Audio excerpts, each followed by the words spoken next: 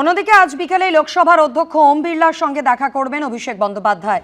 লোকসভায় তৃণমূল সাংসদদের বিদ্রোহী ব্লক নিয়ে আলোচনা হবে সেই বৈঠকে। কখন হবে এই বৈঠক এবং এই বিষয়ে আর কি জানা যাচ্ছে বিস্তারিত জানাবেন প্রতিনিধি শিবাশিস মৌলিক আমাদের সঙ্গে রয়েছেন। শিবাশিস, আজ বিকেল 5টা নাগাদ সংসদে অধ্যক্ষ ওম বিড়লার সঙ্গে বৈঠক করবেন অভিষেক বন্দ্যোপাধ্যায়। ইতিমধ্যেই কলকাতা থেকে রওনা হয়েছেন অভিষেক বন্দ্যোপাধ্যায়।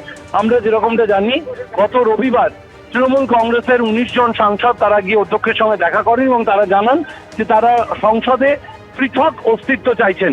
এর আগেই অভিষেক বন্দ্যোপাধ্যায় একটি চিঠি কীর্তি আজাদ পৌঁছে দিয়েছিলেন অধ্যক্ষের কাছে, যে চিঠিতে লেখা ছিল এ ধরনের কোনো সিদ্ধান্ত নেওয়ার আগে অবশ্যই যেন লোকসভার অধ্যক্ষ অভিষেক বন্দ্যোপাধ্যায়ের সঙ্গে একবার আলোচনা করেন।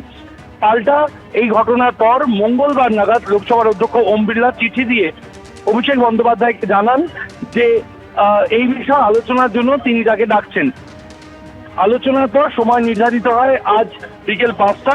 আজ বিকেল 5টা নাগাদ সংসদে গিয়ে অধ্যক্ষের সঙ্গে দেখা করবেন অভিষেক বন্দ্যোপাধ্যায়। ধন্যবাদ শিবাশিস। অভিষেক বন্দ্যোপাধ্যায় আজ বিকেলে লোকসভার অধ্যক্ষ ওম বিড়লার সঙ্গে দেখা করবেন। লোকসভায় তৃণমূল সাংসদদের বিদ্রোহী ব্লক নিয়ে আলোচনা হওয়ার কথা রয়েছে। আর এই বৈঠক প্রসঙ্গে কেন্দ্রীয় প্রতিমন্ত্রী সুকান্ত মজুমদারের প্রতিক্রিয়া রাখবো আপনাদের সামনে।